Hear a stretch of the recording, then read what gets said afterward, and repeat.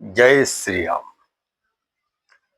हमने बहुत सुना है कि मनवंतर होते हैं और ये जो चल रहा है ये 7वां मनवंतर है।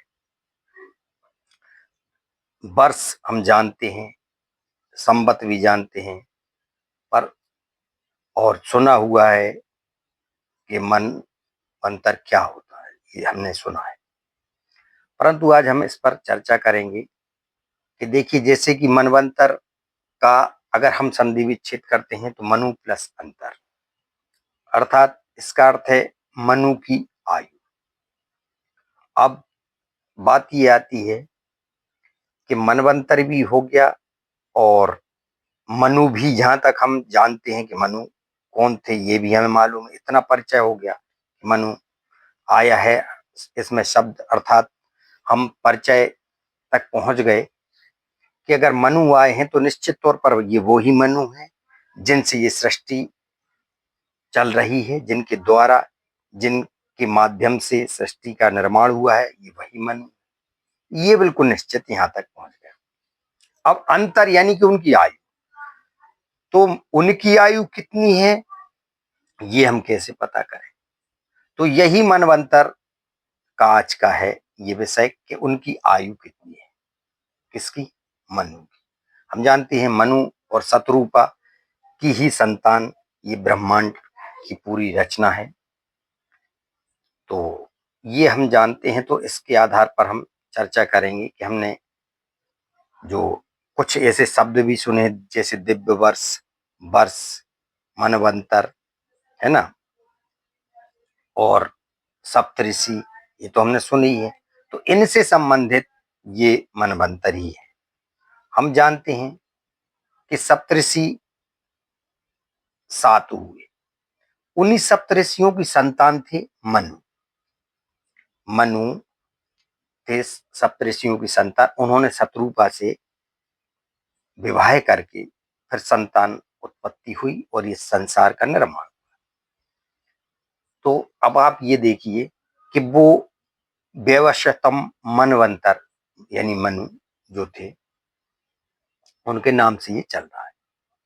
तो अब इसका अर्थ हम समझ गए कि ये जो है मनु की आयु है, और हम ये भी जान गए कि मनु की आयु है कितनी, ये हमें समझना आवश्यक है। तो देखिए, जैसे कि यदि हम साधारण मनुष्यों की जो 1 वर्ष की आयु है, 1 वर्ष का जो समय है, वो हम जानते हैं कि देवताओं का जो समय होता है वो 1 दिन के बराबर होता है और वो कहलाता है दिव्य वर्ष। यदि हमारी 365 दिन यानी 1 वर्ष का जो समय है तो वो देवताओं का 1 दिव्य वर्ष है। और इसी प्रकार से जब हमारे जो समय बढ़ता जाता है, तो ये जब समय इतना बढ़ता है कि 4,32,000 जब वर्ष होते हैं, तो उन वो जो समय है देवताओं का, वो जो दिव्य समय है वो कितना है? 1200 वर्ष। कितना हो जाता है? 1200 वर्ष। और जब 1200 वर्ष होता है तो आप ये मान लीजिए कि 4,32,000 जो वर्ष हैं वो किसका समय कार्य, वो समय किसका है? कलयुग का। तो अब कलयुग का 4,32,000 वर्ष है, परंतु यही 1200 जो दिव्य वर्ष है वो देवताओं का है। तो एक तो ये बात हो गई। दूसरी बात, 8,64,000 वर्ष जो है, तो देवताओं का दिव्य वर्ष कितना हो गया? 2,400 वर्ष।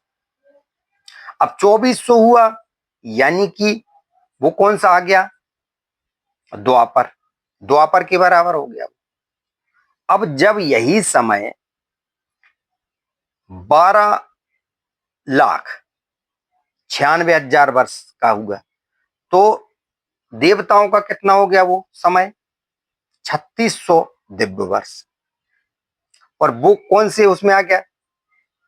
त्रेता। त्रेता के बराबर हो गया। देखो, कलयुग, द्वापर और उससे पहले त्रेता, त्रेता के बराबर हो गया। और जब यही समय 17,28,000 वर्ष हुआ तो ये दिव्य वर्ष कितना हो गया देवताओं का? 4,800 वर्ष। अर्थात सतयुग पर पहुंच गया। तो सतयुग, त्रेता, द्वापर और कलयुग, टोटल मिलाकर जो इनकी वर्षें हैं वो कितनी हो गई? 43,20,000 वर्ष। अब इनके दिव्य वर्ष कितने बने? दिव्य वर्ष बने 12,000 दिव्य वर्ष। तो ये जो 12,000 दिव्य वर्ष हैं, ये एक महायुग, इन 12,000 जो दिव्य वर्ष हैं, या हम यूं कह लें कि 43,20,000 जो हमारे साधारण वर्ष हैं, इनको मिलाकर एक महायुग बनता है। क्या बनता है? महायुग। और इन्हीं महायुगों को अगर हम 71 बार जोड़ दें या 71 में इंटू कर दें गुणा, तो वो बनता है क्या? एक मन बनता है। क्या बनता है? मन बनता है। यानी कि ये जो 12,000 वर्ष हैं, इनको हम 71 से इंटू कर दें, या हमारे जो साधारण मनुष्यों के वर्ष हैं 43,20,000 को 71 से गुणा कर दें तो साल आ जाएंगे, वर्ष आ जाएंगे। ये एक मनवंतर कहलाता है। क्या कहलाता है? मनवंतर। अब 71 में जब अपन गुणा करते हैं तो वो जो है 12,000 का तो आ जाते हैं दिव्य वर्ष। अब देखिए टोटल मनवंतर होते कितने हैं? अब यहां बात ये आती है कि ये तो हम गुणा कर देते हैं सब कुछ बात, लेकिन अब किस में गुणा, ठीक है, और कितने में गुणा और कितने होते हैं ये बात।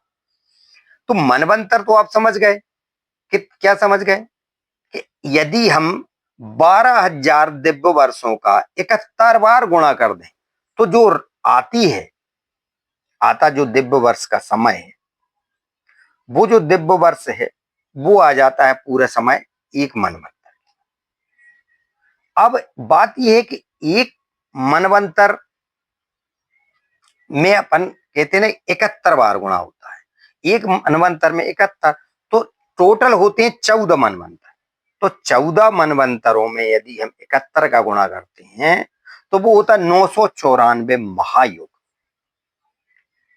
994 महायुग।